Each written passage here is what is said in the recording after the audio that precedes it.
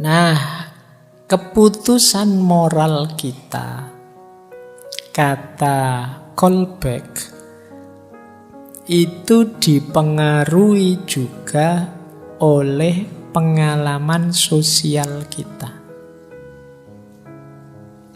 Jadi, apa saja pengalaman sosial yang mempengaruhi keputusan moral?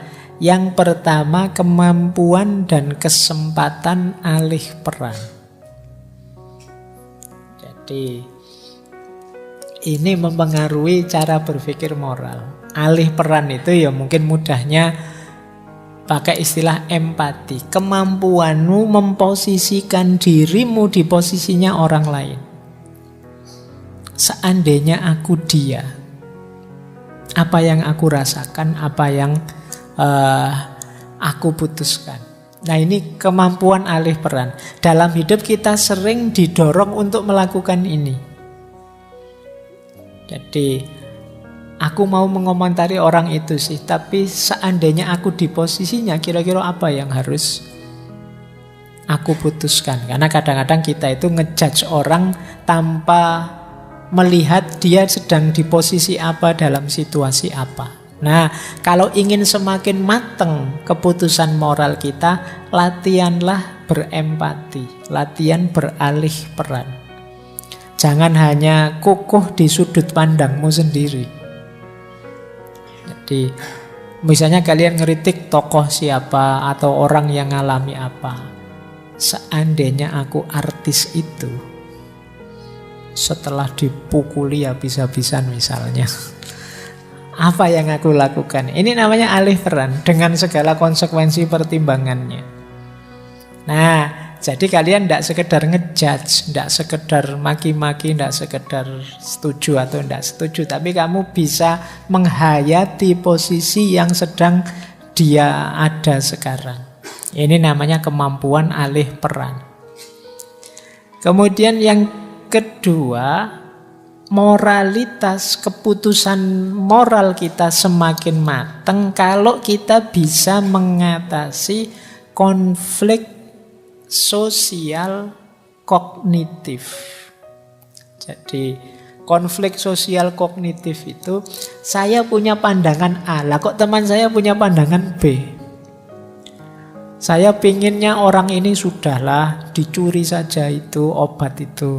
Lah kok teman saya bilang jangan mencuri itu jelek, cari jalan lain sajalah. Nah, ini kan kita beda keputusannya. Ini namanya konflik. Keputusan moral, konflik, pertimbangan moral. Mungkin pertimbangannya beda-beda. Nah, pengalaman-pengalaman konflik semacam ini membuat nalar moral kita tambah matang. Berarti apa? Di situ terbuka kesempatan kita untuk meluaskan wawasan. Jadi, berarti memang ada sih orang yang pendapatnya begitu dengan pertimbangan yang berbeda dari pertimbangan yang saya ambil. Nah, semakin kita terbuka dan menyadari konflik-konflik tadi, pantas. Ada yang berbeda karena melihatnya dari sudut pandang yang berbeda sih. Ini akan jadi pembelajaran kita dalam membuat keputusan-keputusan moral yang lebih matang. Kemudian yang ketiga, tentu saja iklim moral di sekeliling kita. Nah, ini juga mempengaruhi. Kalau kita punya circle orang-orang yang abai secara moral, ya tentu saja sedikit banyak akan mempengaruhi kita. Tapi kalau circle kita orang yang sangat peduli, misalnya sangat kaku, sangat ketat secara moral, itu pun akan mempengaruhi kita. Maka pinter-pinterlah milih circlemu. Kenapa kok sekarang rasanya banyak orang yang lepas kontrol, lepas moral? Jangan-jangan circle yang peduli moral di tengah-tengah kita semakin kecil, semakin menyempit. Akhirnya kita saling mempengaruhi dalam suasana yang tidak peduli moral. Kalau dalam tradisi kemarin kita belajar emotional quotient, itu di antara yang mempengaruhi emosi kita itu kan emosional kontak.